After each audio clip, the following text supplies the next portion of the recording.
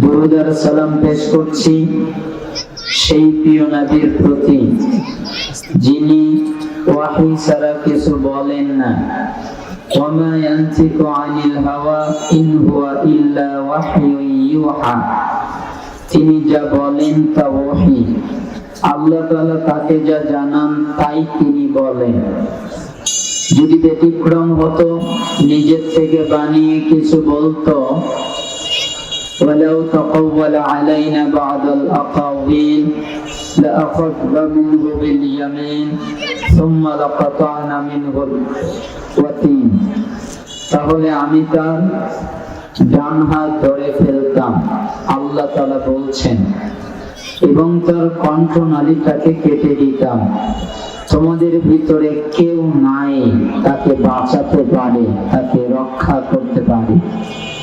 আগেরটি সূরা নাজম আয়াত 3-4, পরেরটি সূরা হাক্কা 44, 45, 46, 47। তার মানে এই আয়াত দ্বারা বোঝা যায় যে তিনি মন গড়া কিছু বলেন নাই, যা বলেছেন তা ওহী। যার আনুগত্য করা, যার ইত্তেবা করা, যাকে মেনে নেওয়া ছাড়া কেউ জান্নাতে যেতে পারে না, যার তরিকা ছাড়া, যার পদ্ধতি ছাড়া কারো পক্ষেই জান্নাতে যাওয়া সম্ভব নয়, সেই প্রিয় মানবের প্রতি সত্যিকার ভাবে অন্তর থেকে দুরূদ এবং সালাম পেশ করছি সাল্লাল্লাহু আলাইহি ওয়াসাল্লাম। দেখেন, যখন কেউ আলোচনা করে, বক্তা হয়, তখন অনেকেরই চিন্তা চেতনা থাকে মানুষকে খুশি করা, কিভাবে সবাইকে খুশি করা যায়, কিভাবে সবাইকে সন্তুষ্ট করা যায়, এইরকম চিন্তা চেতনা অনেকেরই থাকে। অতএব আমাদেরকে যারা বক্তব্য দেবে তাদের জন্য একটা গুরুত্বপূর্ণ বিষয় সেটা হচ্ছে যে তারা, সালাফরা বলতেন, 3টা বাক্য মনে রাখবে যারা বক্তব্য রাখবে। এক, আল্লাহকে সন্তুষ্ট করার জন্য কথা বলবে। বলেন তো কাকে? আল্লাহকে। একজন এসে বলল যে ভালো কথা মানুষে নেয় না, তারা খুশি হয় না, তারা সন্তুষ্ট হয় না, তারা বুঝতে চায় না। তখন ওই সালাফ বলেছিলেন যে আমি আপনাদের একটা কথা বলি, এখানে অনেক লোক আছেন, আমি যদি ধরে ধরে একজনকে খুশি করতে চাই তাহলে অন্যজন বেজার হয়ে যাবে, আবার অন্যজনকে খুশি করতে গেলে আরেকজন বেজার হয়ে যাবে। অতএব সবাইকে কি খুশি করা সম্ভব? আচ্ছা, 1000 মানুষকে খুশি করা বেশি সহজ নাকি একজনকে খুশি করা বেশি সহজ? একজনকে। এই জন্য তারা বলতেন একজন হচ্ছে আল্লাহ, তিনি যদি খুশি হয়ে যায় গোটা পৃথিবী বেজার হলে তোমার কোনো ক্ষতি নাই। আর আল্লাহ যদি রাগান্বিত হয়ে যায়, তোমার প্রতি অখুশি হয়ে যায়, আর পৃথিবী তোমার প্রতি খুশি হয়ে যায়, তাহলে তোমার বাঁচার কোনো পথ থাকবে না। এটা হচ্ছে প্রথম নীতি, আল্লাহকে সন্তুষ্ট করার জন্য কথা বলবে। 2, রাসূলুল্লাহ সাল্লাল্লাহু আলাইহি ওয়াসাল্লামের পদ্ধতিতে কথা বলবে। বানিয়ে বুনিয়ে নিজের মতো করে বানিয়ে কোনো কথা বলবে না। যেই পদ্ধতিতে আল্লাহর নবী কথা বলেছেন, যেই পদ্ধতিতে সাহাবীরা কথা বলেছেন, যেই পদ্ধতিতে তাবিঈরা কথা বলেছেন, সালফে সালেহিন পূর্ববর্তী নেককার ব্যক্তিবর্গ, আলেমরা যারা কথা বলেছেন, তাদের অনুসরণ করবে, তাদের মতো করে কথা বলবে। 3, মানব জাতির কল্যাণে কথা বলবে। কার কল্যাণে? মানুষের কল্যাণে। আমি বক্তব্য দিলাম, বক্তব্য রাখলাম, আলোচনা করলাম, মানুষের কল্যাণ হলো না, তারা কিছু বুঝতে পারলো না, তারা কিছু নিতে পারলো না, তারা কিছু জানতে পারলো না, তাহলে ওই বক্তব্য দিয়ে কোনো লাভ নেই। এক, আল্লাহকে সন্তুষ্ট; দুই, রাসূলুল্লাহর পদ্ধতি; তিন, মানব জাতির কল্যাণে। এই তিনটা পয়েন্টে একটা বক্তাকে বক্তব্য দিতে হবে। আপনারা তো প্রস্তুত আছেন? ছাত্রদের জন্য কিন্তু একটা সবক আছে, কি জানেন? আউয়ালুত তালিমিল ইনসাতু লাহু সুম্মাল ইসতিমাউ লাহু সুম্মা হিফযুহু সুম্মাল আমালু বিহি সুম্মা বাথুহু। সালাফরা বলতেন, যারা ইলম অর্জন করতে আসবে, যারা জ্ঞান অর্জন করতে আসবে, তাদের পাঁচটা নীতি লাগবে। কয়টা জিনিস? পাঁচটা। এক, তারা মনোযোগ দেবে। দুই, তারা শ্রবণ করবে। প্রথমে মনোযোগ, কি বলে, তারপরে শ্রবণ করবে, বোঝার চেষ্টা করবে কথাটা কি, কি সে জানাতে চাচ্ছে, কি সে বোঝাতে চাচ্ছে। এরপরে 3 নম্বরে সে মুখস্থ করবে, সে হিফজ করবে। 4 নম্বরে সে আমল করবে। খালি মুখস্থ করবে, সংরক্ষণ করবে, হিফজ করবে এমনটি নয়, তাকে আমল করতে হবে। 5 নম্বরে তাকে আরেকটা কাজ করতে হবে, সেটা হলো প্রচার প্রসার করতে হবে। শুধু আমলের মাধ্যমে সীমাবদ্ধ নয়, আরেকজনের কাছে জানিয়ে দিতে হবে। 1, মনোযোগ; 2, শ্রবণ; 3, মুখস্থ; 4, আমল; 5, আরেকজনের কাছে পৌঁছিয়ে দেওয়া। এই 5টা নীতিতে আপনারা রাজি আছেন তো ইনশাআল্লাহ? আজকে বক্তব্য দিতে আমার একটু কষ্ট হবে। কেন কষ্ট হবে জানেন? রাত 11:30টায় বক্তব্য শেষ, 12টার সময় গাড়িতে উঠেছি, এখানে আসতে মাগরিবের আজান দিয়েছে, সারা রাস্তা জানি। তারপরে কণ্ঠের দিক থেকে আমি রোগী, কণ্ঠটা ব্যথা হয়ে আছে, সেজন্য অনেক জোরে কথা বলবো না। টপিকও খুবই গরম টপিক।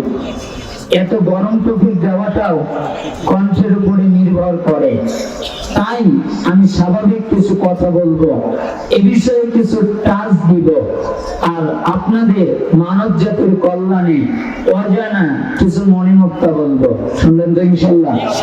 কি বলবো? মণিমুক্তা। মণিমুক্তা তো জানেন, সমুদ্রের ভিতর থেকে 1টা-2টা পাওয়া যায়। ঠিক হাদিসের বিশাল ভান্ডার থেকে খুঁজে খুঁজে 1টা-2টা মণিমুক্তা পাওয়া যায়। এরকম কিছু মণিমুক্তা আপনাদের সামনে রাখবো, কিছু মূলনীতি রাখবো, কিছু সূত্রাবলী রাখবো, কিছু বীজগণিতের সূত্র আছে না? বীজগণিতের সূত্র যদি জানা না থাকে, বীজগণিতের অবস্থা কি হবে? খালি করবে কিন্তু কি হবে না? জেন নামবে না। তাই যেহেতু মাদ্রাসা, তাই আমি কিছু সূত্রাবলী বলবো। কেন? যাতে ছাত্রদের প্রয়োজন হয় এবং মাদ্রাসার সাথে যারা জড়িত তাদেরও প্রয়োজন হবে, এটা আমি বিশ্বাস করি। এবং আপনারা যারা এসেছেন শিরিক আর বিদআত থেকে বাঁচার জন্য, এমনকি শিরিক আর বিদআত মুক্ত সমাজ গঠনের জন্য মাদ্রাসার যে ভূমিকা, ওটাও আপনাদের সার্থক হবে। আল্লাহ তাআলা যেন কবুল করেন, আমিন। যেহেতু মাদ্রাসার প্রোগ্রাম, ইলম নিয়ে দু একটা কথা না বললেই নয়। হাদিস বোঝার একটা নীতিমালা হলো, হাদিসকে কাটছাঁট করা যায় না, হাদিসকে কমিয়ে বলা যায় না।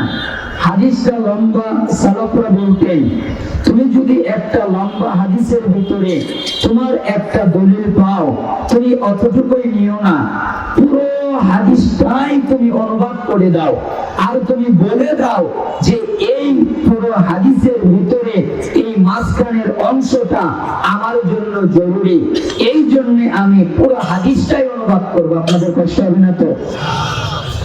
আল্লাহ নবীর সাহাবী আবু হুরায়রা রাদিয়াল্লাহু আনহু তিনি বললেন, রাসূলুল্লাহ সাল্লাল্লাহু আলাইহি ওয়াসাল্লাম বলেছেন, মান নাফাসা আন মুমিনিন কুরবাতান মিন কুরাবিদ দুনিয়া নাফাসাল্লাহু আনহু কুরবাতান মিন কুরাবি ইয়াউমিল কিয়ামাহ। যে ব্যক্তি, যে মানুষ দুনিয়ার ভিতরে আরেকজন মানুষকে বিপদ থেকে বাঁচাবে, কিসের থেকে বাঁচাবে? বিপদ থেকে।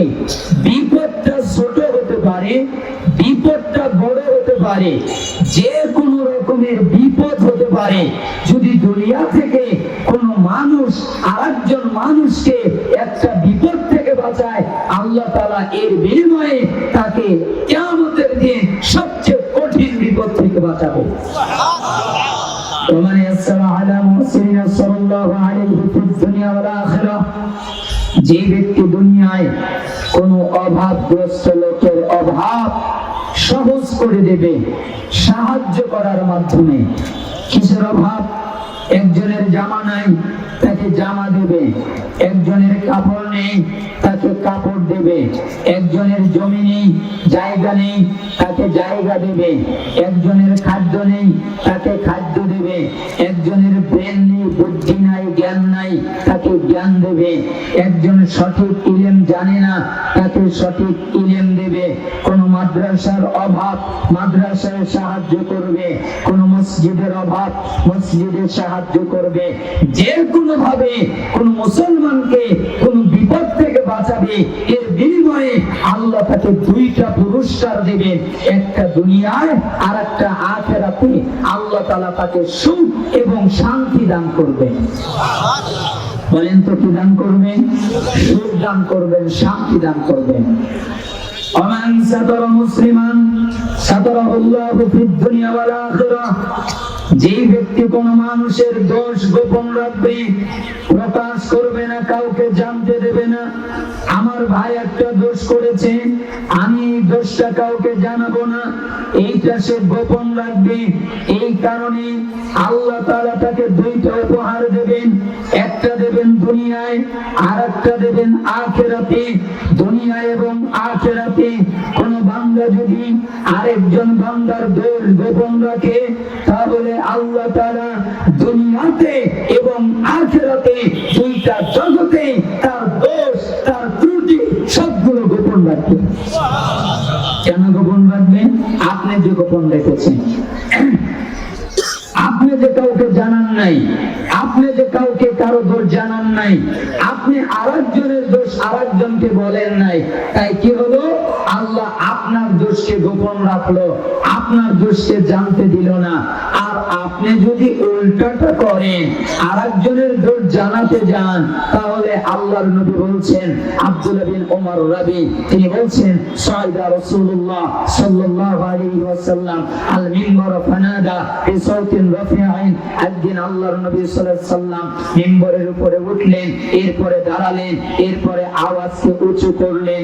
উঁচু করার পরে তিনি তার আওয়াজকে বুলন্দ করে বললেন, ইয়া মাশারা মান আসলামা বিলিসানিহি ওয়া লাম ইয়াফদিল ঈমানু ইলা কলবিহি। হে মুসলমান, তোমরা যারা মুখে ইসলাম গ্রহণ করেছো কিন্তু এখনো অন্তরের ভিতরে ঢোকে নাই, অন্তরে প্রবেশ করে নাই, মুখে ইসলাম আছে কিন্তু অন্তরে ঢোকে নাই, তোমরা শুনে রাখো, শুনে রাখেন একটা কথা বলি, দাড়িতে ঈমান থাকে না, টুপিতে ঈমান থাকে না, জুব্বায় ঈমান থাকে না, পাগড়িতে ঈমান থাকে না। ঈমান যেখানে থাকে সেটা হলো কলব, অন্তর। ঈমান কোথায় থাকে? অন্তরে থাকে। দাড়িতে থাকে না, টুপিতে থাকে না, পাগড়িতে থাকে না, জুব্বায় থাকে না। এগুলো দেখে ঈমান বোঝা যায় না। এই জন্য আল্লাহর নবী বললেন, তোমরা যারা মুখে ইসলাম গ্রহণ করেছো কিন্তু অন্তরে প্রবেশ করা নাই, তারা শোনো, লা তুযুল মুসলিমিন ওয়া লা তুআইয়িরুহুম ওয়া লা তাত্তাবিউ আওরাতিহিম ফাইন্নাহু মান আত্তাবি'আ আওরাতা আখিল মুসলিম ইয়াত্তাবি'ু আল্লাহু আওরাতাহু ওয়া মান ইয়াত্তাবি'ু আল্লাহু আওরাতাহু ইয়াফদাহুহু ওয়া লা ফি জাওফি রাহমিহি। আল্লাহর নবী বললেন, তোমরা যারা মুখে ইসলাম গ্রহণ করেছো অন্তরে ঢোকে নাই, কারণ যাদের অন্তরে ঈমান ঢোকে ওরা কারো ক্ষতি করতে পারে না, ওরা কারো অপরাধ করতে পারে না, ওরা সুদ খেতে পারে না, ওরা ঘুষ খেতে পারে না, ওরা শিরিক করতে পারে না, ওরা বিদআত করতে পারে না। শিরিক কি? আল্লাহকে অপমান করা। বিদআত কি? আল্লাহর নবীকে অপমান করা। ওরা এগুলো করতে পারে না, ওরা এই কাজ করতে পারে না যাদের অন্তরে ঈমান। যাদের অন্তরে ঈমান নাই তারাই এই কাজ করে। এজন্যই আল্লাহর নবী সাবধান করলেন, তোমরা কোনো মুসলমানকে কষ্ট দিবা না, তোমরা কোনো মুসলমানকে লজ্জা দিবা না, তোমরা কোনো মুসলমানের দোষ খুঁজবা না, তোমরা কোনো মুসলমানকে কষ্ট দিবা না, তোমরা কোনো মুসলমানকে লজ্জা দিবা না, তোমরা কোনো মুসলমানের দোষ খুঁজবে না। কেন? তোমরা যদি মুসলমানের দোষ খোঁজো, ইত্তাবিউল্লাহু আওরাতাহু, আল্লাহ তাআলা নিজেই তোমাদের দোষ খুঁজবে। ওমান ইত্তাবিউল্লাহু আওরাতাহু, আর আল্লাহ তাআলা যদি তোমাদের দোষ খোঁজেন, ইয়াফদাহু ওয়ালাউ ফি জাওফি রাহলিহি, তোমাদের অপমানিত করবে, তোমাদের লাঞ্ছিত করবে, তোমরা তোমাদের ঘরের ভিতরে থাকলে। এই জন্য আমি আপনাকে বোঝাতে চাচ্ছি, আপনি আর একজনের দোষ নিয়ে থাকিয়েন না। আল্লাহ তাআলা কি বলবেন? সেদিন আড়াল করে নেবেন, হে আমার বান্দা তুমি কি এই গুনাহ করেছো? সে বলবে, হে আল্লাহ আমি তো করে ফেলেছি, এখন আমি কি করব? তখন আল্লাহ তাআলা বলবেন, হে আমার আদরের বান্দা, তুমি যখন দুনিয়ায় ছিলে আমার আরেকজন বান্দার দোষ গোপন রেখেছিলে, আমি কি পারি না? যাও তোমার দোষ গোপন রাখলাম, কাউকে জানতে দিব না, জান্নাতে চলে যাও। এই মর্যাদা পায় যে আর একজনের দোষ গোপন রাখে, আর যে চাষালে গিয়ে, যে দোকানে বসে, যে আড্ডাখানায় বসে আর একজনের দোষ ফাঁস করে দেয়, খবরদার তাদের বিপদ রয়েছে, তাদের দোষ আল্লাহ ফাঁস করে দেবেন। আর আপনি যদি আর একজনের দোষ গোপন রাখেন, আল্লাহ আপনাদের দোষ গোপন রাখবেন। আল্লাহ কবুল করুন। আল্লাহু ফি আউনিল আবদ মা কানা আল আবদু ফি আউনি আখিহি, আল্লাহ তাআলা তার বান্দাদের ততক্ষণ পর্যন্ত সাহায্য করেন যতক্ষণ সে তার আরেকজন বান্দার সাহায্য করে। আপনি যদি আরেকজন বান্দার সাহায্য করেন তাহলে আল্লাহ আপনার সাহায্য করবে। আপনি যদি আরেকজন বান্দার সাহায্য না করেন তাহলে আল্লাহ আপনার সাহায্য করবে না। আমান সালাকা তরিকান ইয়ালতামিসু ফীহি ইলমান সাহালাল্লাহু লাহু বিহি তরিকান ইলাল জান্নাহ। এই যে এই বাক্যটা বলার জন্য এত বড় হাদিস অনুবাদ করা, আল্লাহর নবী বললেন, যারা ইলম অর্জন করার জন্য, যারা জ্ঞান অর্জন করার জন্য কোন রাস্তায় যায়, আল্লাহ তাআলা এদের জন্য জান্নাতের পথ একদম সোজা করে দেয়। বলেন তো কেন এসেছেন? এবার একটু আপনাদের নিয়ত ঠিক করি। বলেন তো কেন এসেছেন? মানুষ দেখতে না ইলম অর্জন করতে? ইলম অর্জন করতে। যদি অন্য নিয়ত থাকে এখনই নিয়ত পরিবর্তন করে নেন যে জ্ঞান অর্জন করব, এটাই আমার নীতি। তার কথা কেমন, তার বক্তব্য কেমন, সে বলতে পারে কেমন, সে দেখতে কেমন, এটা দেখার বিষয় নয়। সে যদি আল্লাহর কথা বলে, সে যদি রাসূলের কথা বলে, সে যদি ইলমের কথা বলে, তাহলে তা অর্জন করব, এটাই আমাদের নীতি। আল্লাহকে সন্তুষ্ট করার জন্য এইটা যদি নীতি থাকে, এইটা যদি নিয়ত থাকে, তাহলে আল্লাহ তাআলা আপনাদের জন্য জান্নাতের পথটাকেই সোজা করে দেবেন। এই হাদিসের ব্যাখ্যা করার জন্য কায়েদ বিন কাসির রাহিমাহুল্লাহ থেকে একটা বর্ণনা আছে। তিনি বলছেন, আমি একদিন দামেস্কের মসজিদে বসেছিলাম। ওই সময় আবু দারদা বসেছিল। একটা লোক মদিনা থেকে আসলো, মদিনাতুর রাসূল রাসূলুল্লাহ শহর থেকে আসলো। আসার পরে আবু দারদাকে বলল, হে আবু দারদা, আমি মদিনা থেকে এসেছি, আমি জানি আপনি একটা হাদিস বর্ণনা করেন, ওই হাদিস জানার জন্য এসেছি। আপনি হাদিস বলবেন, আমি আবার চলে যাব। শরয় ব্যাখ্যায় লিপিবদ্ধ হয়েছে, ব্যাখ্যায় পাওয়া যায় যে ওই লোকটা বলছে, আমি হেঁটে এসেছি। সালাফরা বলছেন 1303 কিলোমিটার ব্যবধান হচ্ছে দামেস্ক থেকে মদিনা। আর আজকে যদি গুগলে সার্চ দেওয়া যায় তাহলে 2000 কিলোমিটারের বেশি। আপনি বলতে পারেন এত কিলোমিটার ব্যবধান হলো কেন? কারণ যখন মানুষ হেঁটে যেত তখন তারা সোজা যেত, আর যখন গাড়িতে যাওয়া হয় তখন রাস্তা আঁকা বাঁকা হয়, এই জন্য কিলোমিটার বেড়ে গেছে। তখন তারা হেঁটে যেত 1303 কিলোমিটার, 1000 কিলোমিটারের বেশি। হে আবু দারদা, আমি আপনার কাছে একটা মাত্র হাদিস শোনার জন্য এসেছি। আপনি হাদিস বলবেন, আমি আবার বাড়িতে ফিরে যাব। আপনার কাছে আমি কিছু খেতে আসি নাই, আপনার কাছে আমি মেহমান হতে আসি নাই, আপনার দেশে আমি ব্যবসা করার জন্য আসি নাই, আপনার দেশে আমি বাণিজ্য করার জন্য আসি নাই। আপনি একটা হাদিস বলেন, ওই একটা হাদিস শোনার জন্য এসেছি, আপনি বলেন। তখন আবু দারদা বললেন, আমি আল্লাহর নবীকে বলতে শুনেছি, মান সালাকা তরিকান ইয়াতলুবু ফিহি ইলমান সালাকাল্লাহু লাহু বিহি তরিকান মিন তুরুকিল জান্নাহ। এই বাক্যটা বললেন যে জ্ঞান অর্জনের জন্য, যে ইলম অর্জনের জন্য কোন রাস্তায় যায়, আল্লাহ তাআলা তার জন্য জান্নাতের পথটাকে সোজা করে দেন। সুবহানাল্লাহ। ওয়াইনাল মালাইকাতা লাতাদউ আজনিহাতা লিদান লিতালিবিল ইলম। যারা ইলম অর্জন করতে যায়, যারা জ্ঞান অর্জন করতে যায়, এদের উপরে মালাক খুশি হয়ে যায়। যাকে আমরা ফেরেশতা বলি, বার্তাবাহক মালাইকারা সন্তুষ্ট হয়ে যায়। এমনকি সন্তুষ্ট হয়ে তারা তাদের পাখাগুলোকে তাদের পায়ের নিচ দিয়ে বিছিয়ে দেয়। যারা ইলম অর্জন করতে আসে, তারা মালাকদের পাখার উপর দিয়ে হেঁটে আসে। ওয়াইনাল আলিম ইয়াস্তাগফিরু লাহু মান ফিস সামাওয়াতি ওয়া মান ফিল আরদ ওয়াল হিতানু ফি জাওফিল আরদ। আর যারা আলেম, যারা জ্ঞান অর্জন করেছে, এদের জন্য আসমানে আছে যা, এদের জন্য জমিনে আছে যা, এদের জন্য পানিতে থাকা মাছ পর্যন্ত আল্লাহর কাছে ক্ষমা চায়। হে আল্লাহ, তুমি আলেমকে ক্ষমা করে দাও। এই মাইক্রোফোন বলে, আল্লাহ আলেমকে ক্ষমা করে দাও। ওই লাইট গুলো বলে, আল্লাহ আলেমকে ক্ষমা করে দাও। আপনার টুপি জামা আপনার সাথে যা আছে সবগুলো বলে, আল্লাহ আলেমকে ক্ষমা করে দাও। এই মাটি বলে, আল্লাহ আলেমকে ক্ষমা করে দাও। জমিনে যা আছে তা বলে, আল্লাহ আলেমকে ক্ষমা করে দাও। আসমানে যা আছে তা বলে, আল্লাহ আলেমকে ক্ষমা করে দাও। পানিতে যা আছে তা বলে, আল্লাহ আলেমকে ক্ষমা করে দাও। পৃথিবীর ভিতরে আলেমের চাইতে শ্রেষ্ঠ মর্যাদা আর কাউকে দেওয়া হয় না। وإن فضل العالم على العابد كفضل القمر ليلة البدر على سائر الكواكب। নিশ্চয়ই যারা আলেম, এই আলেমের মর্যাদা একজন আবেদের উপরে তেমন। আবেদকে, আবেদ হচ্ছে যে ইবাদত গুজার বান্দা, ইবাদত করে, ফরজ সালাত করে, নফল সালাত করে, ফরজ সিয়াম থাকে, নফল সিয়াম থাকে, ফরজ সাদাকা অর্থাৎ যাকাত দেয়, নফল সাদাকা করে, সব কিছুই করে, কিন্তু তার জ্ঞান নাই, কিন্তু তার ইলম নাই। এই জন্য সালাফরা বলতেন, মাল্লাম ইউদ্দা কালামাহু মিন আমালি কাফরাত খাতায়া ওয়া মান আমিলা বিগাইরি ইলমিন কানা মা ইফসাদু আকবার মিম্মা ইসলাহ।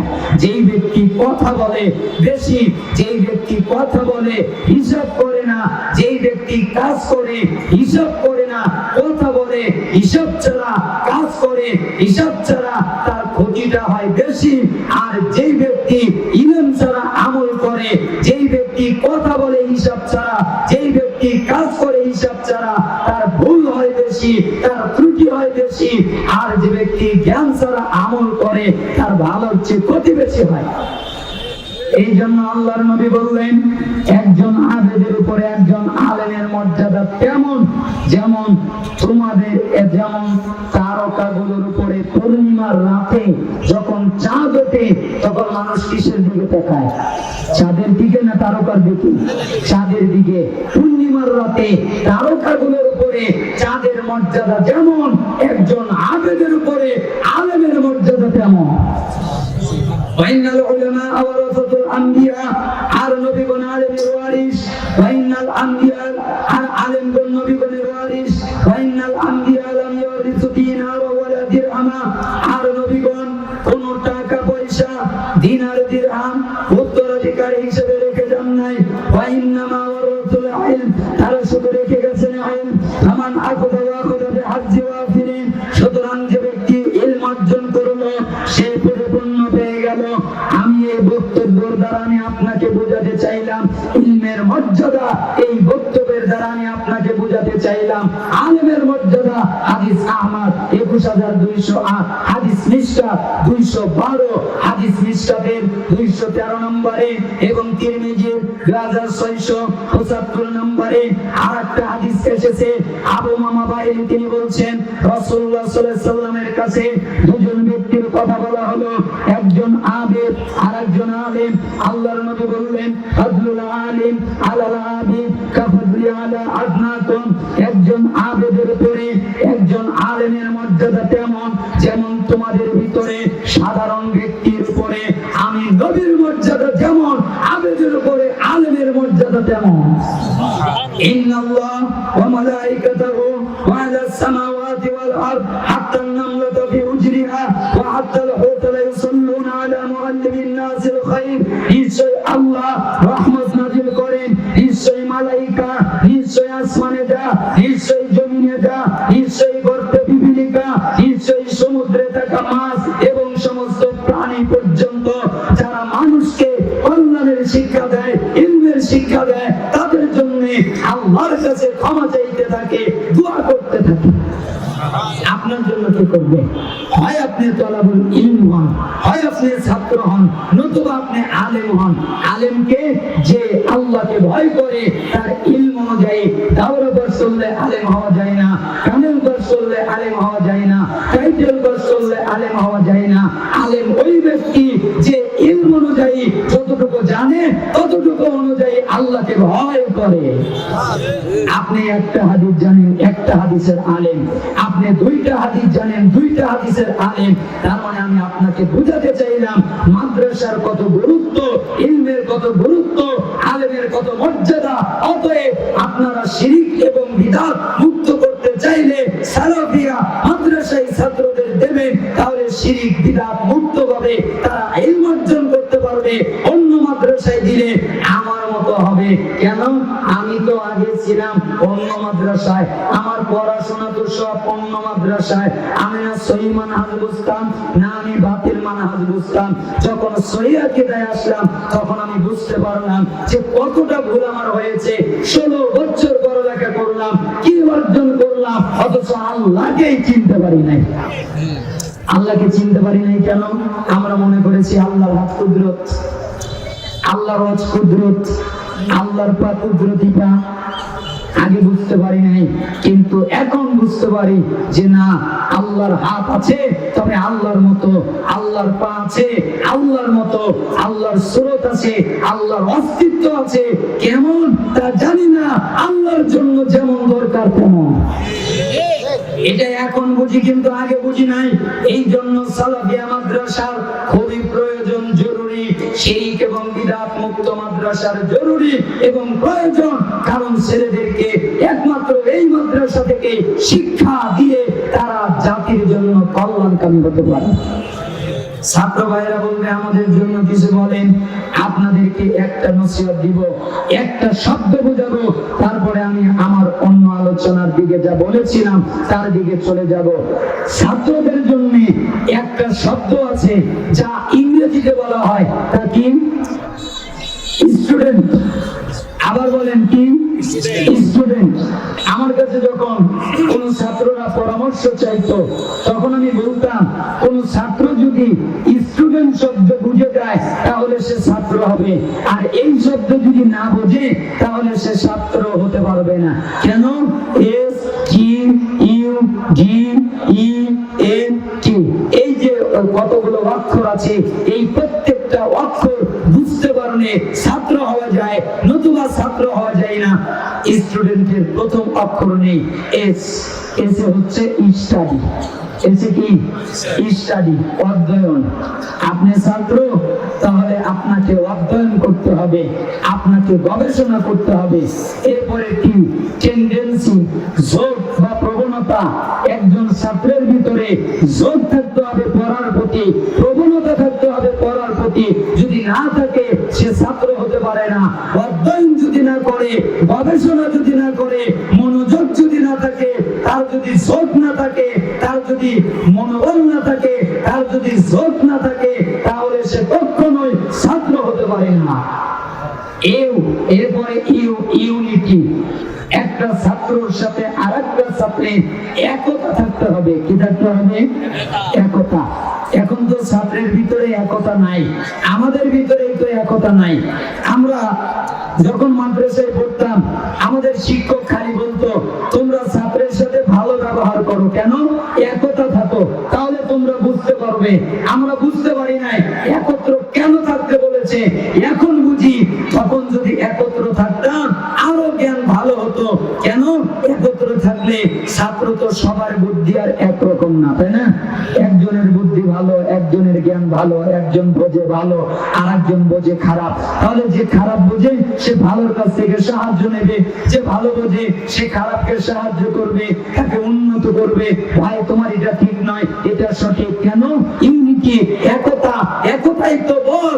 আর একতা যদি না থাকে ছাত্রের ভিতরে তাহলে ওই ছাত্র ছাত্র নয়। এরপরে দিয়ে ডিসিপ্লিন, নিয়ম শৃঙ্খলা। একটা ছাত্রের ভিতরে নিয়ম শৃঙ্খলা থাকতে হবে। পড়ার সময় পড়া, খাওয়ার সময় খাওয়া, ঘুমের সময় ঘুম, হাঁটার সময় হাঁটা, চলার সময় চলা। এখন যদি পড়ার সময় ঘুমায়, ঘুমার সময় পড়ে, খাবার সময় দৌড়ায়, দৌড়ানোর সময় খায়, খেলার সময় অন্যটা, অন্যটার সময় খেলা, একটার জায়গায় আরেকটা যদি নিয়ে আসে তাহলে তার মাথায় কিছু কাজ করবে না, সে কিছু নিতে পারবে না, সে কিছু বুঝতে পারবে না। এই জন্য ডিসিপ্লিন থাকতে হবে, নিয়ম শৃঙ্খলা বোধ থাকতে হবে। এরপরে এই এনার্জি, শক্তি থাকতে হবে। কি থাকতে হবে? আপনি আমাকে বলতে পারেন তোমার আবার শক্তি আছে নাকি? আমার তো শরীর একদম হালকা পাতলা। তাহলে কোন শক্তি? না না না না, এই দৈহিক শক্তি না। এই যে ক্ষমতা দিয়ে একজনকে আছাড় দিয়ে ফেলে দেব, এই শক্তি নয়। কোন শক্তি? অন্তরের ভিতরে মনোবল, ওই শক্তি। সালাফরা বলতেন পাহাড়ের চূড়ায় উঠতে যার মনে ভয় কম্পন, সে গভীরতা তাহলে হয়ে যায় সর্বক্ষণ।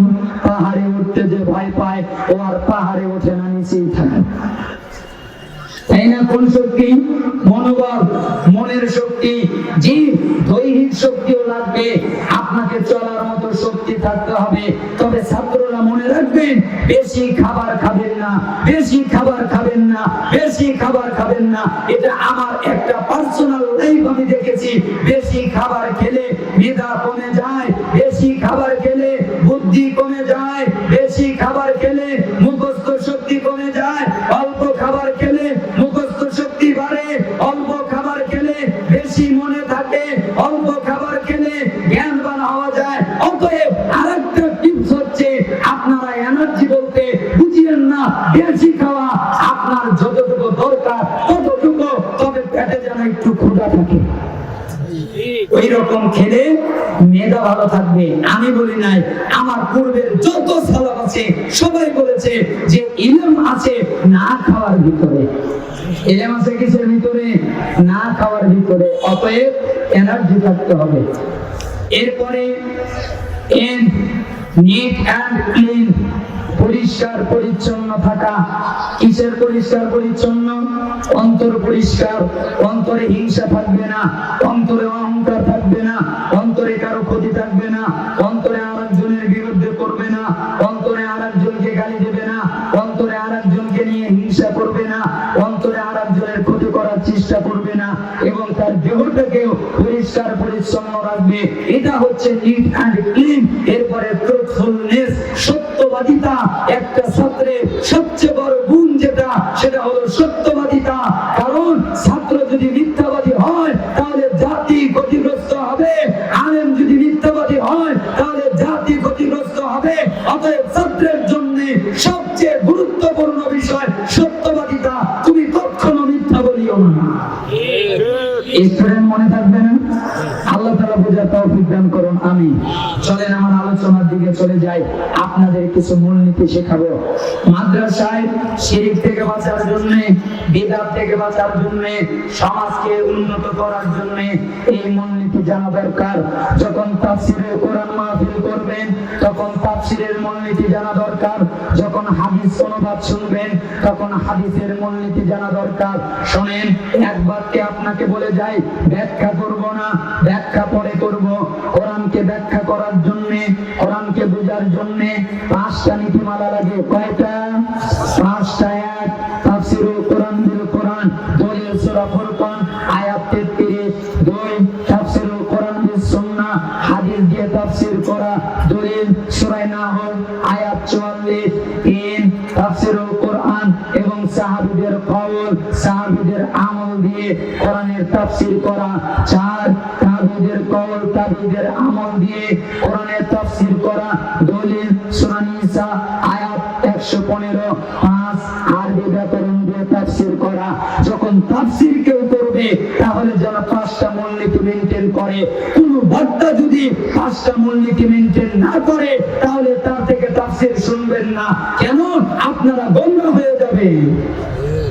আপনি কয়টা মূলনীতি? আরো জোরে বলেন কয়টা? একজন 1 ঘন্টার ওয়াজে 1 মিনিটে শেষ। 1 কোরআন দিয়ে কোরআনের ব্যাখ্যা, 2 হাদিস দিয়ে কোরআনের ব্যাখ্যা, 3 সাহাবীদেরকে দিয়ে কোরআনের ব্যাখ্যা, 4 তাবিঈদের মাধ্যমে ব্যাখ্যা, 5 আরবি ব্যাকরণ দিয়ে ব্যাখ্যা। এখন যদি কেউ আরবি ব্যাকরণ দিয়েই ব্যাখ্যা করে তাহলে ভুল হয়ে যাবে, কারণ ওই 4টাকে ফেলে দিয়ে কেউ আরবি ব্যাকরণ দিয়ে ব্যাখ্যা করলে তাহলে ব্যাখ্যা ভুল হয়ে যাবে। অতএব কোরআনকে, কোরআনের মূলনীতি, কোরআনের সূত্র এই 5টা নীতিমালা, তা না হলে কোরআনের ব্যাখ্যা করা, কোরআনের অনুবাদ করা বৃথা হয়ে যাবে এবং বিপদে চলে যাবে। ওই যে ওই লোকের মতো যে একটা কথা বলি নাকি, একজন বলছেন ওয়াকুনু মা'আস সাদিকিন, কেন? তাফসীরের নীতিমালা নেয় নাই, তাই সে বলছে ওয়াকুনু মা'আস সাদিকিন, সত্যবাদীদের সাথে হও। তখন তাদের বলা হচ্ছে সত্যবাদী কে? তখন বলছে সত্যবাদী মানে পীর সাহেবকে ধরা। আমার পীর সত্যবাদী, তার মানে আমার পীরকে ধরো। আমার দল সত্যবাদী, আমার দলের কাছে আছো। আজকে আমি যদি এই আয়াত বলি, আমি বলবো আমিও সত্যবাদী, আমার কাছে আসে। জি না, আমি এই কথা বলছি নয়, আমি হক নয়, আমার দিয়ে হক বিচার হবে না। হক বিচার হবে কোরআন দিয়ে, হক বিচার হবে সুন্নাহ দিয়ে। আপনারা কি আমার কথা রাগ করছেন? 2 নম্বর আরেকটা আয়াত দিয়ে, যে আয়াত দিয়ে ঐক্য করা হয় ওই আয়াত দিয়ে বিভক্ত করে। জানেন কিভাবে? আয়াতটা হলো এই, ওয়াতাসিমু বিহাবলিল্লাহি জামিআও ওয়ালা তাফাররাকু, তোমরা আল্লাহর রশি রজ্জু ঐক্যবদ্ধভাবে আঁকড়ে ধরো, পরস্পর বিচ্ছিন্ন হয় না। প্রথম বাক্যটা হচ্ছে আল্লাহর রশি আঁকড়ে ধরো। আচ্ছা, আল্লাহর রশি কি? আরো জোরে বলেন কোরআন। তাহলে দলিল আপনি তো বলেছেন কোরআনের ব্যাখ্যা করতে হবে হাদিস দিয়ে, তাহলে হাদিস নিয়ে আসেন। আপনি যাবেন সহিহ তারিখ বা তারিখ 38 নম্বর হাদিস, আবু শুরাইহ আল খাজাই থেকে বর্ণিত। তিনি বলছেন একদিন আল্লাহর নবী বের হয়ে আসলেন, এরপরে তিনি বললেন আলাইসা তাশহাদুনা আল্লা ইলাহা ইল্লাল্লাহ ওয়া আন্নী রাসূলুল্লাহ, তোমরা কি সাক্ষ্য দাও না আমি আল্লাহর রাসূল? তোমরা কি সাক্ষ্য দাও না আল্লাহ ছাড়া সত্য কোনো ইলাহ নাই, মাবুদ নাই? তোমরা কি সাক্ষ্য দাও না আমি আল্লাহর নবী? ক্বালু বালা নাম। তখন সাহাবীরা বললেন হ্যাঁ, আমরা সাক্ষ্য দেই আপনি আল্লাহর রাসূল। তখন আল্লাহর নবী বললেন ইন্না হাযাল কুরআন তারাফু বিয়াদিল্লাহ ওয়া তারাফু বিআইদিকুম ফাতামাসসাকু বিহি। শুনে রাখো, এই যে কোরআন, এই কোরআনের একটা অংশ আল্লাহর হাতে, আর একটা অংশ তোমাদের হাতে। অতএব তোমরা কোরআনকে আঁকড়ে ধরো, অতএব তোমরা কোরআনকে আঁকড়ে ধরো। ফাইন্নাকুম লান তাদিল্লু ওয়া লান তুলাকু বাদাহু আবাদা। যদি তোমরা কোরআনকে আঁকড়ে ধরো এরপরে তোমরা ধ্বংস হবে না, এরপরে তোমরা বিভ্রান্ত হবে না। কাকে আঁকড়ে ধরবে? কোরআনকে। তার মানে এখানে বোঝা গেল আল্লাহর রশি কোরআন। আরেকটু ব্যাখ্যা করি।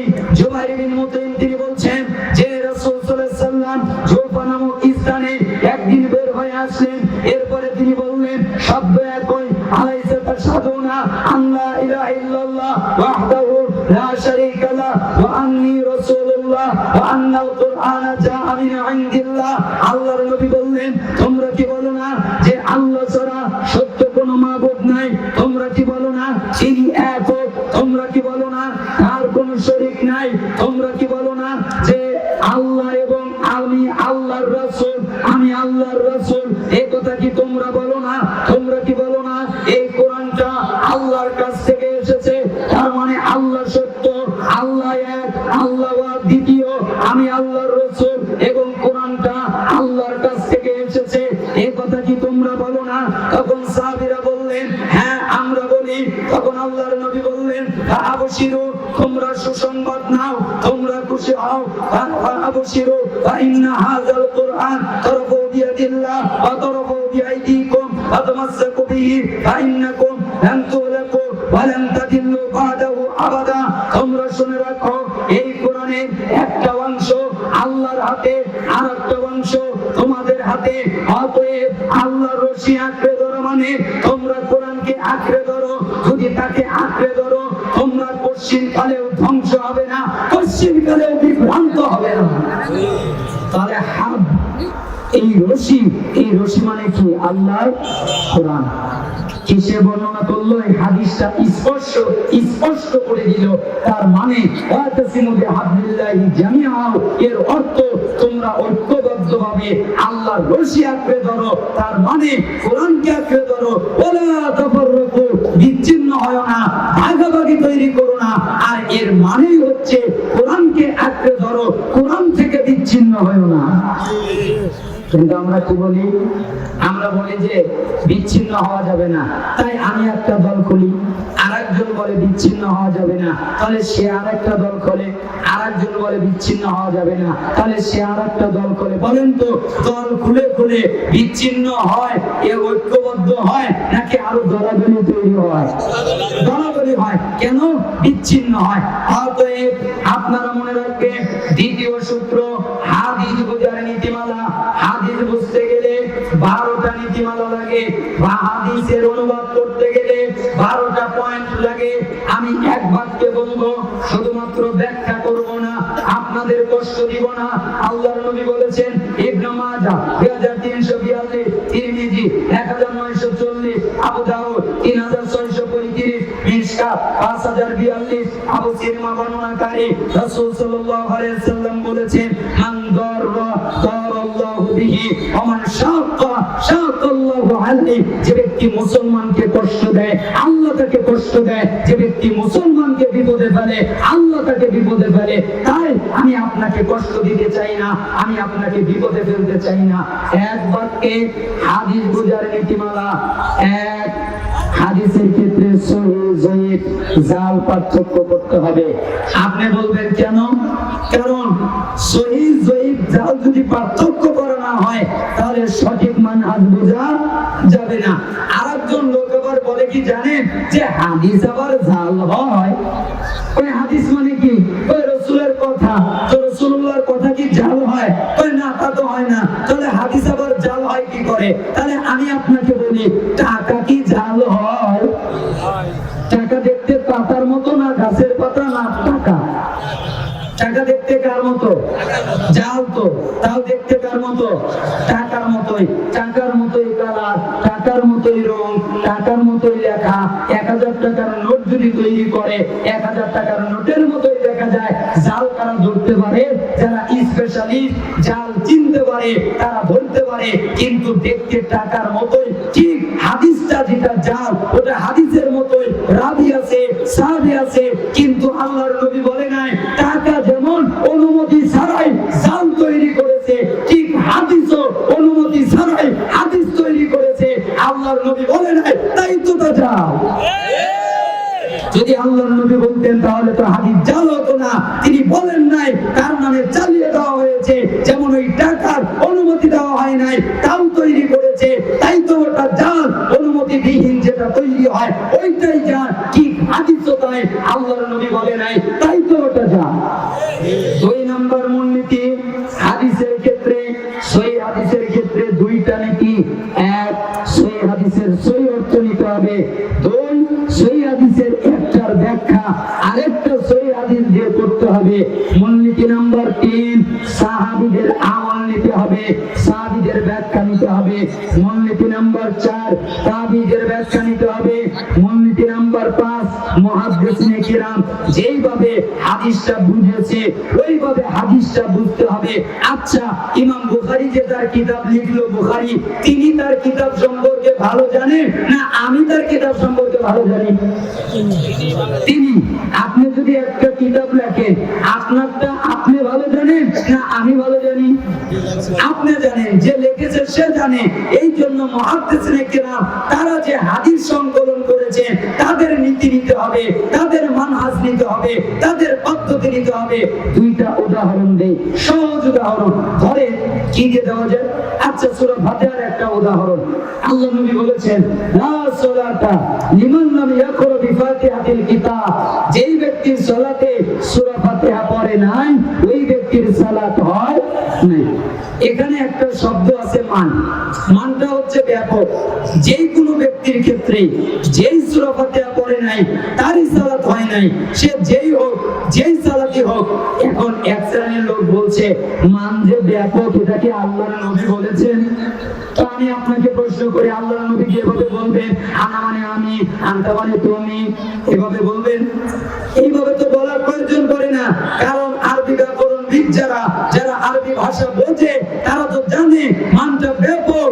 ইমান সবার জন্য, কারোর জন্য বাকি নয়, সবার জন্য এই মানটা যে ব্যাপক ইমাম বুখারী বুঝতেন, তাই তিনি অধ্যায় কায়েম করেছেন বাব উজুবিল কিরাআহ লিল ইমামি ওয়াল মামুমি ফিস সালাতি কুল্লিহা ফিল হাজারি ওয়াস সাফারি ওয়া মা ইউজহার ফিহা ওয়া মা ইউখাফা।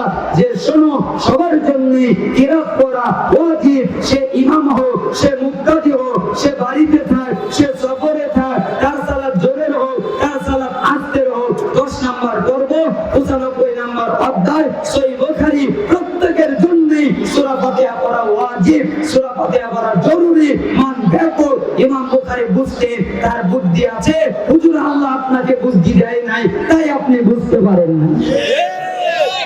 যেমন আমিনের একটা হাদিস, অনেকে বলে বুখারীতে জোরে আমিনের হাদিস নাই, আমি জোর গলায় বলি, কে বলেছে নাই? আপনি বুঝতে পারেন নাই, তাই বলেছেন নাই। হাদিস তো 780। আল্লাহর নবী বলেছেন, ইযা আমানাল ইমাম ফাআমিনু ফাইন্নাহু মান ওয়াফাকা তামিনু তামিনাল মালাইকা গুফির লাহু মা তাকদ্দামা মিন যামবিহি। ইমাম যখন আমিন বলে তখন তোমরা আমিন বলো। এখানে স্পষ্ট কথা, ইমাম যখন আমিন বলে তখন তোমরা আমিন বলো। কেন? ওই সময় মালাক ফেরেশতারা আমিন বলে।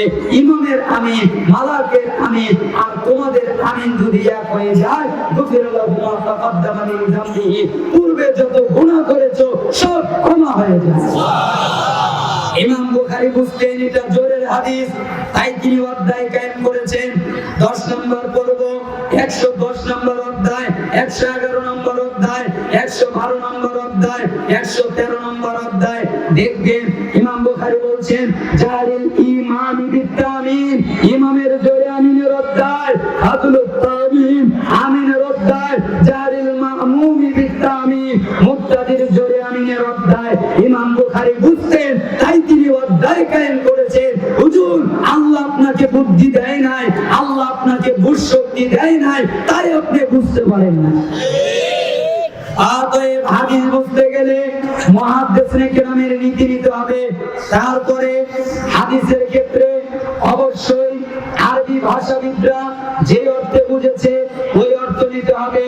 তারপরে আর একটা নীতিমালা, হাদিস বা কোরআন হাদিসে যে পরিভাষায় এসেছে তা চেঞ্জ করা যাবে না, কোনো ব্যাখ্যা করা যাবে না, কোনো অপব্যাখ্যা করা যাবে না, নিজের থেকে অর্থ করা যাবে না। পরিভাষা যা আছে তাই রাখতে হবে। সালাত সালাত, সিয়াম সিয়াম, যাকাত যাকাত, পরিভাষা যা এসেছে, আউলিয়া আউলিয়া, ওলি ওলি, পরিভাষাকে চেঞ্জ করা যাবে না। যা আছে তাই রাখতে হবে। আর একটা মূলনীতি, সুন্নাত বিদআত জ্ঞান থাকতে হবে, তাওহীদ শিরক জ্ঞান থাকতে হবে। তা না হলে কি হবে? শিরককে বানাবে বিদআত, শিরককে বানাবে তাওহীদ, তাওহীদকে বানাবে শিরক, বিদআতকে বানাবে সুন্নাত, সুন্নাতকে বানাবে বিদআত। কেন? জ্ঞান যদি না থাকে, ওই যে তাবলীগে জামাতের মতো ফাজাইলে আমারে লিখে দিয়েছে ভূমিকায়, এত বড় বুজুর্গের উদ্দেশ্যে আমি কিতাব লিখলাম, এত বড় বুজুর্গের সন্তুষ্টির জন্য এই কিতাব লিখলাম। বলেন তো সন্তুষ্ট করতে হয় কাকে? ইন্না সলাতি ওয়া নুসুকি ওয়া মাহইয়ায়া ওয়া মামাতি লিল্লাহি রাব্বিল আলামিন। নিশ্চয় আমার সালাত, নিশ্চয় আমার কুরবানি বা আমার ইবাদত, আমার জীবন, আমার মরণ সবকিছু একমাত্র আল্লাহ তাআলার জন্য। তাহলে সে যদি তাওহীদ বুঝতো, তার কিতাবের ভিতরে শিরক ঢুকতো না। এই জন্য তাওহীদ বিদআত, তাওহীদ শিরক বুঝতে হবে, সুন্নাত বিদআত বুঝতে হবে। আমি এক এলাকায় গেছিলাম, আপনারা তো জানেনই ঘটনা। আমার হাত ধরে এক লোক বিদআতকে স্পষ্ট করতে এবং বিদআতকে সে সমাজে প্রতিষ্ঠিত করার জন্য আমাকে অপমান করার চেষ্টা করেছে, কিন্তু আল্লাহ তাআলা সুযোগ দেয় নাই, গোটা জাতির সামনে তাকে অপমান করে দিয়েছে। জানেন না ঘটনা? কিছুদিন আগে এই ঘটনা ঘটেছিল। আমি এখানে কথা বলেছিলাম, সুন্নাত বিদআতের একটা পয়েন্ট বলেছিলাম যে আল্লাহর নবী ফরজ সালাতের পরে মুনাজাত করে নাই। তার মানে কেউ যদি ফরজ সালাতের পরে মুনাজাত করে, ও পণ্ডিতি করলো আর বুঝাইলো নবী বোঝে না, নবী জানে না, নবীর জানা নাই তাই তিনি করে নাই, আমি জানি তাই মুনাজাত করি। তাহলে সে কি করলো? নবীকে অপমান করলো। এই কথাটা বলেছিলাম, ওনার রেখেছে খুব, তাও নাকি উনি আহলে হাদিস। যাই হোক, আল্লাহ তাকে ক্ষমা করে দিন এবং তাকে সঠিক পথ দান করুক এবং তাকে হিদায়াত দান করুক, আমিন।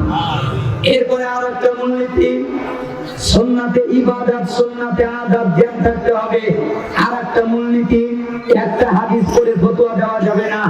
ঈমান সম্পর্কে ফতোয়া দিচ্ছেন, একটা হাদিস পড়ে ফতোয়া নয়, বরঞ্চ ওই বিষয়ে যত হাদিস আছে সমস্ত হাদিস বুঝতে হবে, পড়তে হবে, তারপরে ফতোয়া দিতে হবে।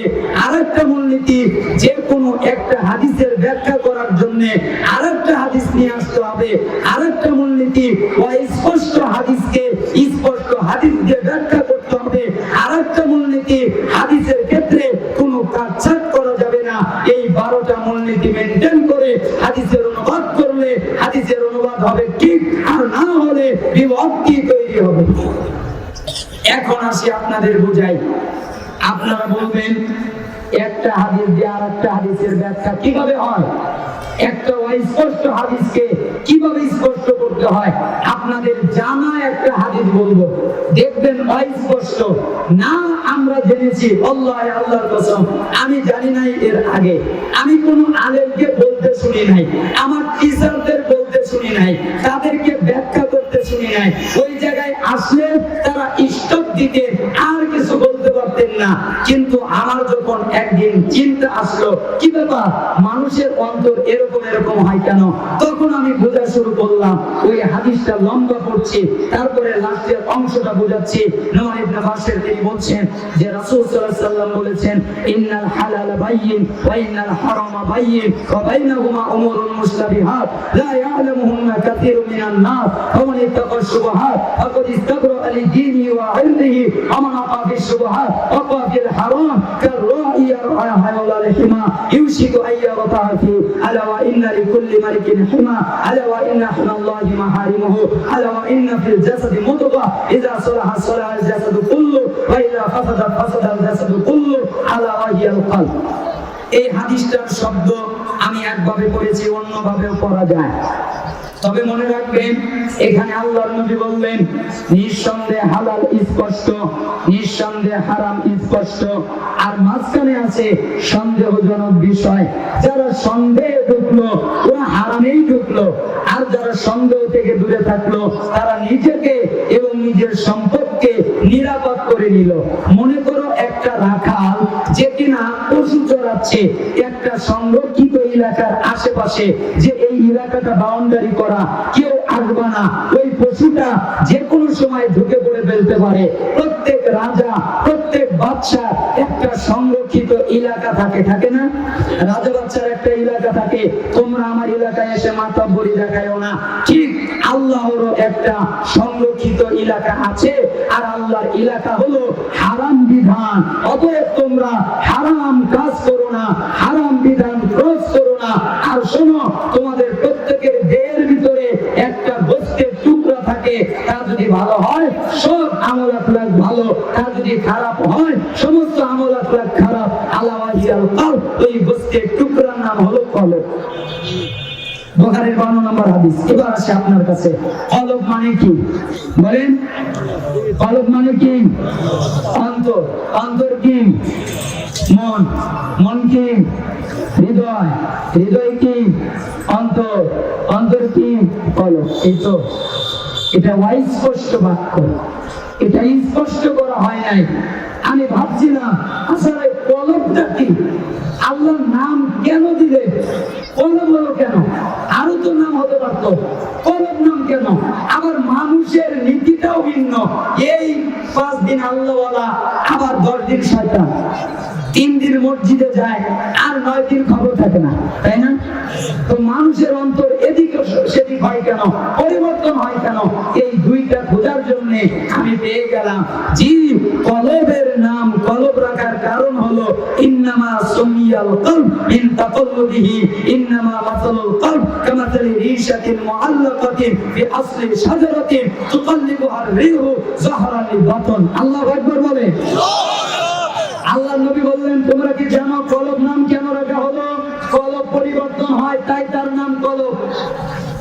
এই ভালো এই মন্দ, কেমন একটা গাছে একটা পালক লাগিয়ে দেওয়া হয়েছে, পাখি থেকে একটা পালক খুলে নিলেন, একটা চিকন সুতা দিয়ে বাঁধলেন, এরপরে গাছে ঝুলালেন।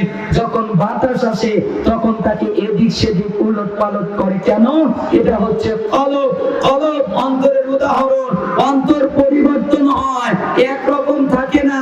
এই ভালো এই মন্দ, তাই তার নাম কলব। যেমন একটা গাছের ডালে ঝুলানো, এরপরে বাতাস এসে তাকে এদিক সেদিক উলট পালট করে। মুসনাদে আহমদ হাদিস নাম্বার 19661 নাম্বার। তাহলে কি বুঝলাম? কলবের নাম কলব কেন? পরিবর্তন হয় তাই। আবার বলেন, কলবের নাম কলব কেন? পরিবর্তন হয় তাই। যদি পরিবর্তন না হতো তাহলে নাম কলব হতো না, অন্য কিছু হতো। দেখেন আল্লাহ তাআলার হিকমত কি, তিনি কত চমৎকার ভাবে নাম রাখলেন যে মানুষ তো পরিবর্তন হবে, তারা তো একক থাকবে না, একটু পাপ করবে আবার তওবা করবে, আবার পাপ করবে আবার তওবা করবে, তাদের অন্তরটা পরিবর্তন হয়, এই দিকে এই সেই দিকে পরিবর্তন হয়। এরপর আল্লাহর নবী বললেন, ইন্নামা মাসালুল কলব কামাসালি রিশাতিন বিআরদিন আলাতিন তুকাল্লিবু আর-রিহু যাহরান লিবাতন। অন্তরের উদাহরণ একটা পালকের মতো, যা একটা মরুভূমিতে ফেলে রাখা আছে, আর যখন বাতাস আসে তখন তাকে উলট পালট করে দেয়। ইবনে আসিম কিতাবুস সুন্নাহ হাদিস নাম্বার 227। আল্লাহর নবী বললেন, লাকাদ ইবনে আদম আসরা তাকাল্লুবান মিনাল কিবরি ইযা ইসতাজমাআত ওয়ালায়ানা। বনি আদমের অন্তর পাতিলের ভিতরে রাখা, ঢেকের ভিতরে রাখা ফুটন্ত পানির চেয়ে দ্রুত পরিবর্তনশীল। লাকাদ ইবনে আদম আশাদু ইনকিলাবান মিনাল কিবরি ইযা ইসতাজমাআত ওয়ালায়ানা। বনি আদমের অন্তর পাতিলে রাখা ফুটন্ত পানির মতো দ্রুত পরিবর্তনশীল। আগের হাদিস ইবনে আসিম কিতাবুস সুন্নাহ 226, পরের হাদিস মুসনাদে আহমদ 23867। আল্লাহর নবী বোঝাতে চাইলেন, পানি যেরকম পরিবর্তন হয় অন্তরে সেরকম পরিবর্তন হয়। পানিকে একটা পাতিলে যখন জাল দেওয়া হয় তখন টকবক টকবক টকবক করতে থাকে, যখন জাল দেওয়া বন্ধ করা হয় আস্তে আস্তে ঠান্ডা হয়ে যায়। মানুষের কলব তাই, যখন আল্লাহর কথা বলা হয়, যখন হাদিসের কথা বলা হয়, যখন কোরআনের কথা বলা হয়, তখন তার ঈমান বেড়ে যায়। আবার যখন সে দুনিয়ায় চলে যায় তখন তার ঈমান কমে যায়, তখন ওই পানির মতো কমে যায়, ঠান্ডা হয়ে যায়। তার কলবের অবস্থা এরকম। তার মানে আল্লাহর নবী এখান থেকে আরেকটা মাসালা বুঝাতে চাচ্ছিলেন যে আহলুস সুন্নাহ ওয়াল জামাতের আকীদা, ঈমান বাড়ে ঈমান কমে, ঈমান বাড়ে ঈমান কমে। নেকির কাজ করলে ঈমান বেড়ে যায়, আর খারাপ কাজ করলে ঈমান কমে যায়। কিন্তু বিভ্রান্ত যারা, তারা বলে নবীর ঈমানও তেমন এবং ফিরাউনের ঈমানও তেমন, আজরা এবং কি সবার ঈমান একই। যেরকম আছে আবু জাহেলের ঈমান, যেরকম আছে আবু লাহাবের ঈমান, সেরকমই নবীর ঈমান, সেরকমই মানুষের ঈমান, সেরকমই সাধারণ ব্যক্তির ঈমান একই, কোনো পরিবর্তন নাই। এটা ভুল ভ্রান্ত ব্যাখ্যা, কিন্তু সঠিক ব্যাখ্যা হচ্ছে সৎ কাজ করলে ঈমান বাড়ে, আর খারাপ কাজ করলে ঈমান কমে। মা মিনাল কুলুবি ইল্লা কলবুন সাহাবাতুন কাসাহাবাতিল কমার বাইনাল কমার মুদিউন ইযা আলাত আলাইহি সাহাবাতুন ফাআযলামা ওয়া ইস্তাজাল্লাত আনহু ফাআতা। আল্লাহর নবী বললেন, তোমরা যারা মানুষ, তোমাদের যে কলব আছে, এই কলবের উপরে একবার মেঘ জমে, যেই রকম চাঁদের উপরে মেঘ জমে, যখন চাঁদের উপরে মেঘ জমে যায় তখন চাঁদ আলোহীন হয়ে যায়, যখন মেঘ সরে যায় তখন সে আলোকিত হয়ে যায়। তোমরা যখন পাপ করো তখন তোমাদের এই কলবের উপরে পাপ কালো দাগ করতে করতে মেঘের মতো পড়ে যায় আর আলোহীন হয়ে যায়, তোমরা কিছু দেখতে পারো না। আবার যখন তোমরা পাপ করে ছেড়ে দাও তখন তোমাদের অন্তরটা আবার সাদা হয়ে যায়। আল্লাহর নবী বলেছেন, তাবারানী মুজামুল আওসাত 5220 নম্বর হাদিস, মুসনাদ হাকিম 5 নম্বরে এসেছে। আল্লাহর নবী বললেন, তোমাদের অভ্যন্তরে যে ঈমান, ওই ঈমান এক সময় দুর্বল হয়ে যায়। ইন্নাল ঈমানা লা ইয়াখলুকু বিজাওফি আহাদিকুম কামা ইয়াখলুকুল সাওবুল খালিক আসআলুল্লাহ আন ইউজাদ্দিদাল ঈমান ফি কুলুবিকুম।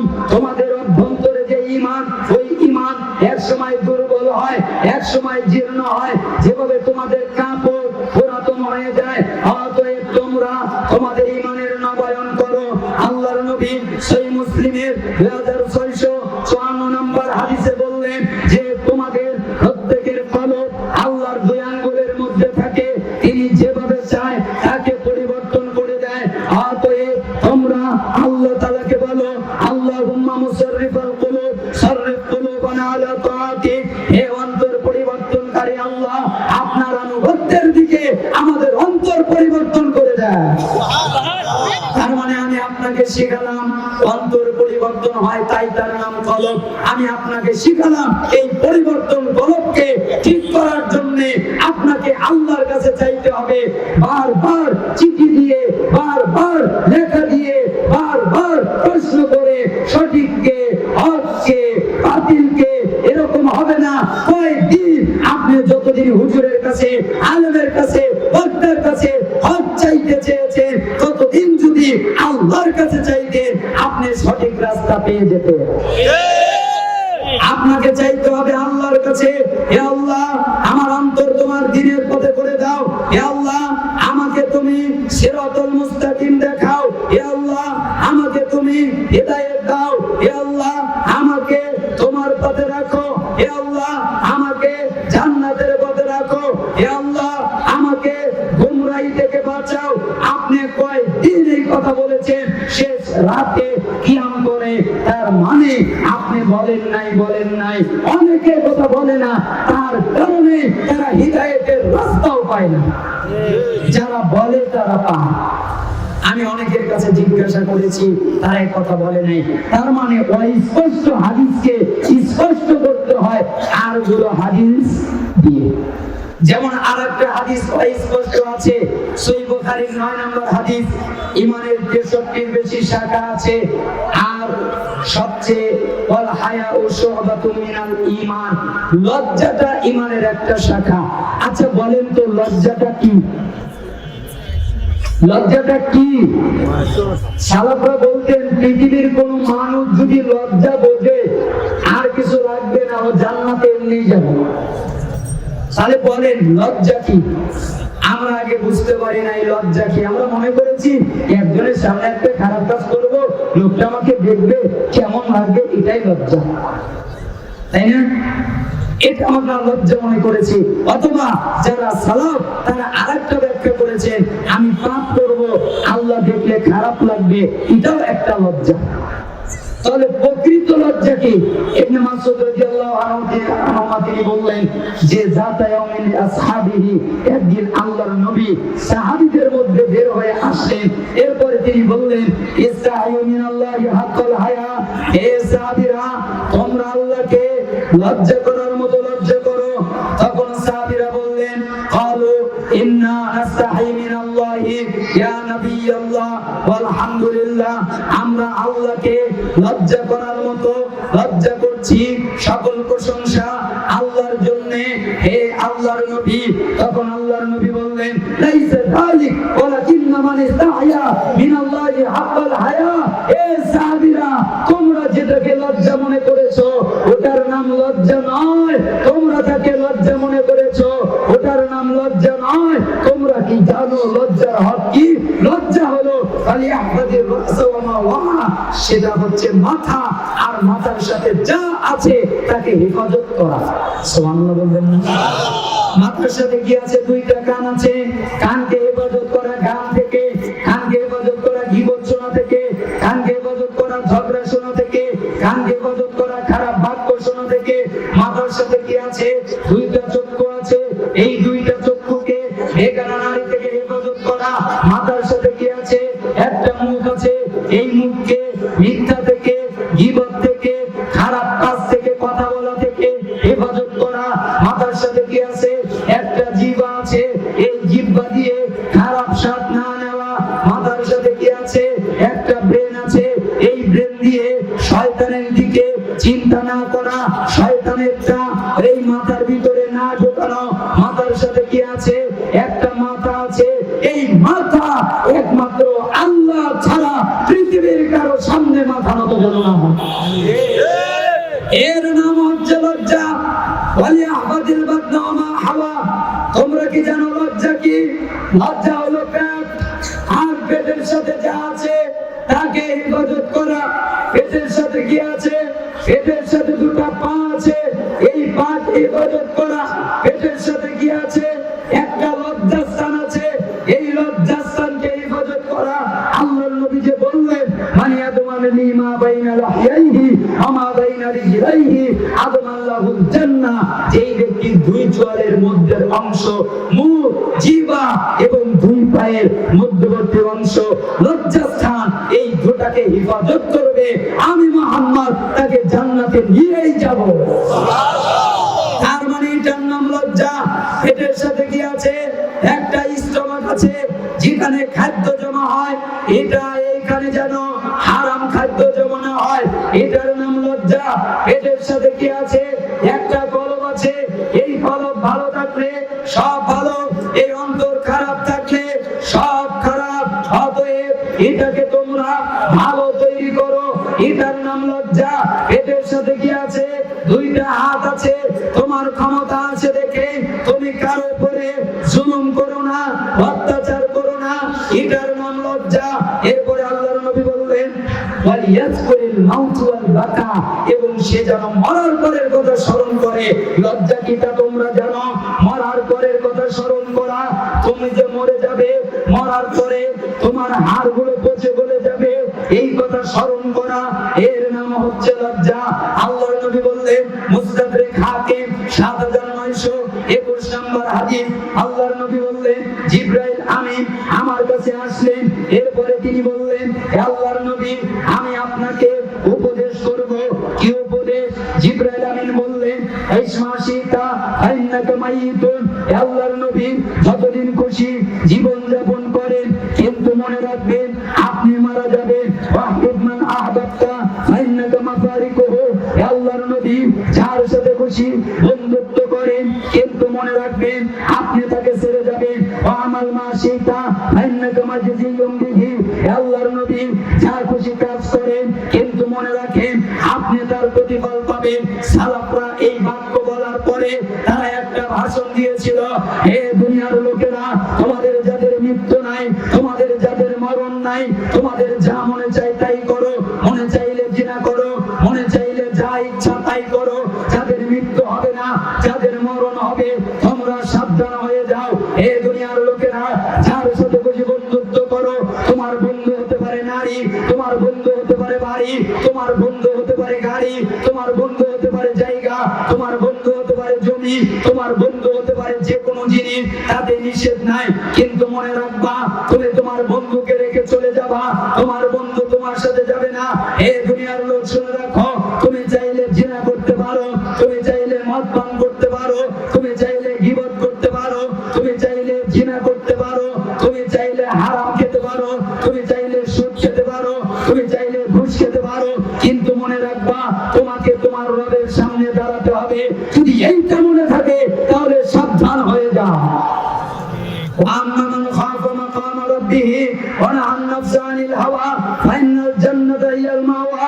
যেই ব্যক্তি তার রবের সামনে দাঁড়ানোর সময়কে ভয় করে, আমাকে একদিন আমার রবের সামনে দাঁড়াতে হবে, এই সময়টাকে ভয় করে এবং তার প্রবৃত্তি যা বলে, মন যা বলে তার মতো চলে না, ফাইনাল জান্নাতা হিয়াল মাওয়া, প্রবৃত্তির অনুসরণ করে না, আল্লাহর অনুসরণ করে, ফাইনাল জান্নাতা হিয়াল মাওয়া, তার একমাত্র ঠিকানা জান্নাত ছাড়া কিচ্ছু না।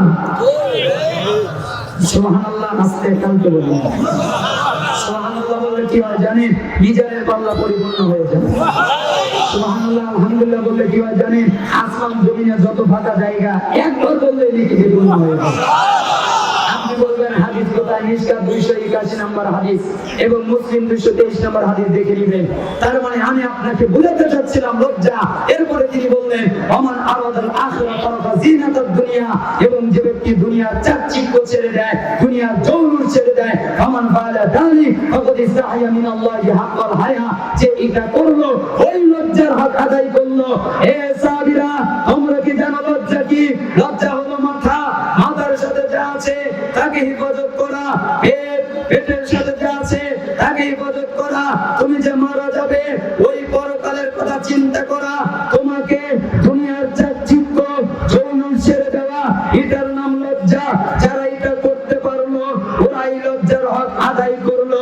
হাদিস তিরমিজি 2458, হাদিস ইবনে আবি শাইবা 34320, হাদিস মুসনাদ আহমদ 3671, হাদিস মুস্তাদরাক হাকিম 7915, হাদিস মিশকাতুল মাসাবি 1608। তার মানে আমি আপনাকে বুঝাতে চাইলাম একটা স্পষ্ট হাদিসকে স্পষ্ট হাদিস দিয়ে ব্যাখ্যা না করা পর্যন্ত স্পষ্ট করা যায় না। আসলে ভূমিকায় তো অনেক সময় চলে গেল। আমার আলোচনার বিষয় শিরক বিদআত। চলেন এদিকে একটু আগানো যায় কিনা, আল্লাহ তাআলা তৌফিক দান করুন, আমিন বলেন।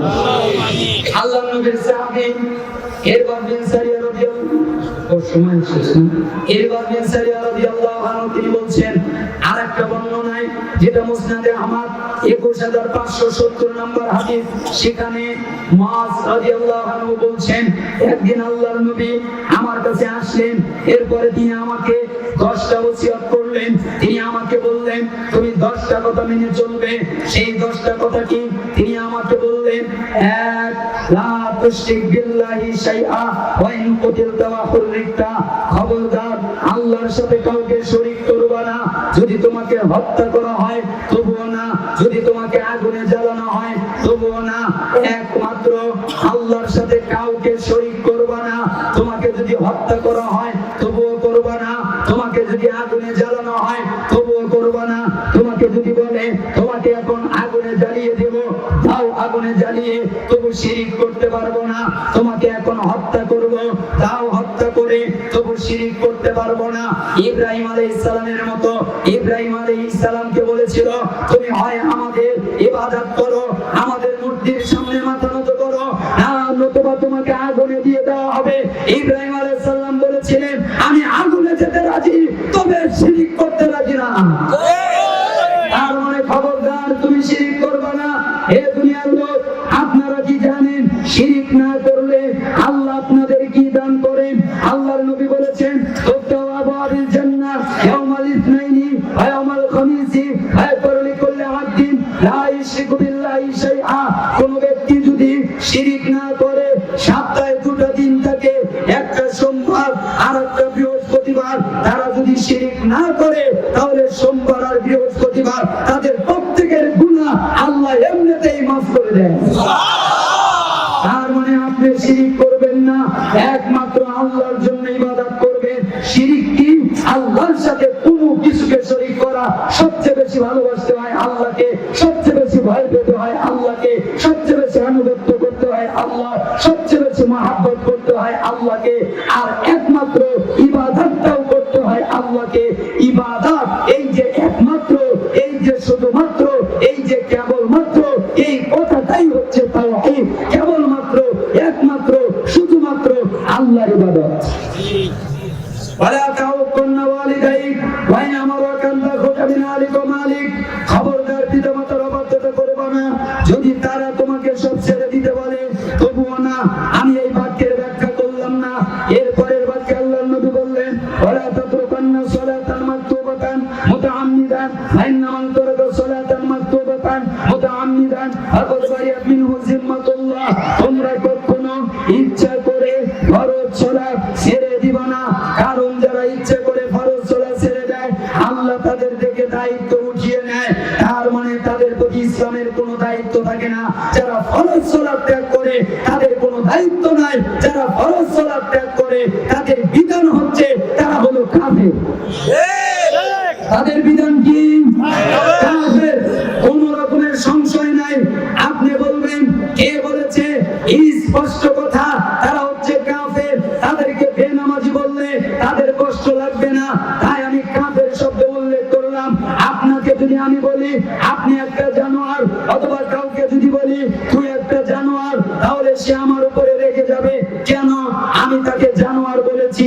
কিন্তু কথা যদি উল্টায় বলি তুই একটা বাঘ, তুই একটা সিংহ, তুই একটা সিংহ, তুই একটা বাঘ, কিন্তু বোঝে নাই সিংহ আর বাঘটাও জানোয়ার।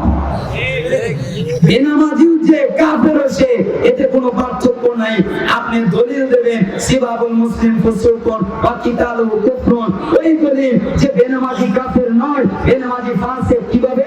আল্লাহর নবী বলেছেন যে মুসলিমকে গালিগালাজ করা ফাসিকি, তাকে হত্যা করা কুফরি। তাহলে সিফিনের যুদ্ধে সাহাবীরা যে একজন আরেকজনকে হত্যা করলো, তারা কি কাফের হয় নাই? জি না। আপনি শব্দ বুঝতে পারেন নাই। আল্লাহর নবী যে বাক্য ব্যবহার করেছেন বাইনা রাজুল ওয়া বাইনা শিরক আল কুফর তারকাস সালাহ, নিশ্চয়ই কোন ব্যক্তি, নিশ্চয়ই শিরক, নিশ্চয়ই মুশরিক, নিশ্চয়ই কাফের, এদের ভিতরে আর একজন ঈমানদারের ভিতরে পার্থক্য হচ্ছে সালাত ছেড়ে দেওয়া। যারা সালাত আদায় করে তারা মুসলিম, যারা সালাত আদায় করে না হয় তারা মুশরিক অথবা তারা কাফের। কেন তারা কাফের? কারণ এই কুফরের আগে আলিফ আছে, লাম আছে, মারিফা করা হয়েছে, নির্দিষ্ট করা হয়েছে। তার মানে এটা আমলগত কুফর নয়। যারা সালাত ত্যাগ করে তারা স্পষ্ট কাফের। আপনি এর দলিল আমার কাছে যাবেন, যে এর দলিল কি? আল্লাহর নবী বলেছেন আলা আদুল্লাতি বাইনানা ওয়া বাইনাহুমুস সালাত ফামান তারাকা ফাকাদ কাফার। আমাদের ভিতরে আর তাদের ভিতরে, আমরা যারা সালাত আদায় করি আর তারা যারা করে না, আমরা যারা মুমিন আর তারা যারা কাফের, এদের ভিতরে পার্থক্য হলো সালাত ত্যাগ করা।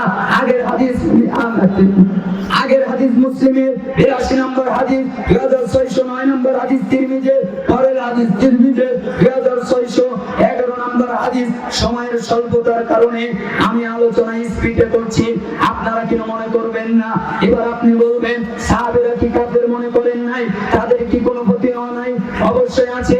ওমর ইবনুল খাত্তাব তিনি বলেছেন লা হাজ্জা ফিল ইসলাম লিমান তারাকা সালাহ, যারা সালাত আদায় করে না তারা নির্ঘাত কাফের। আব্দুল্লাহ এবং আলী রাদিয়াল্লাহু আনহু তিনি নিজে বলেছেন আল্লাহ ইউসাল্লি হুয়া কাফিরুন, যারা সালাত আদায় করে না তারা হচ্ছে কাফের। আব্দুল্লাহ বিন মাসউদ তিনি বলেছেন আল্লাহ ইউসাল্লি আলা দীন লাহু, যারা সালাত আদায় করে না তাদের কোনো দিন নাই, তাদের কোনো ধর্ম নাই। হাদিস বাইহাকি 1559, হাদিস বাইহাকি 6291। এবার আপনি বলবেন তাবেঈদের কি ফতোয়া নাই? তাবেঈদের ফতোয়া তাই। আব্দুল্লাহ বিন শাকিক তিনি বলছেন কানা আসহাবুন নবী সাল্লাল্লাহু আলাইহি ওয়াসাল্লাম লা ইয়ারাউনা শাইআন মিনাল আমাল তারকুহু কুফরুন গায়রাস সালাহ। নিশ্চয়ই সাহাবীরা আমল ত্যাগ করার বিনিময়ে, কোন আমল ত্যাগ করার বিনিময়ে কাউকে কাফের মনে করতেন না, কিন্তু সালাত ত্যাগ করলে তারা তাকে কাফের মনে করতেন। তিরমিজি 2622 নম্বর হাদিস। আরো অনেক প্রমাণ আছে, আমি আপনাকে কয়েকটা প্রমাণ দিয়ে বুঝাতে চাইলাম। যারা সালাত আদায় করে তারা মুমিন, যারা সালাত আদায় করে না তারা মুমিন নয়, কাফের। আর কি সালাত ত্যাগ হবে? যারা বলেন ত্যাগ হবে। আল্লাহ তাআলা আপনাদের প্রত্যেকের কলবের ভিতরে সালাতের ভালোবাসা, সালাতের মহব্বত ঢুকিয়ে দিন।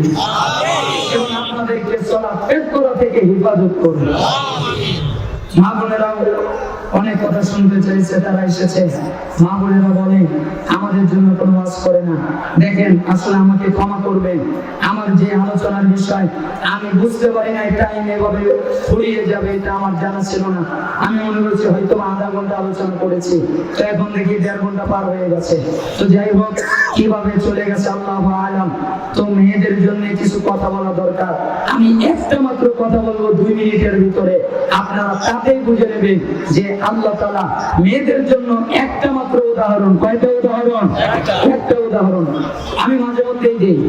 মনে করেন একটা নানি আর একটা নাতনি, কয়জন? 2 জন গোসল করার জন্য গেছে।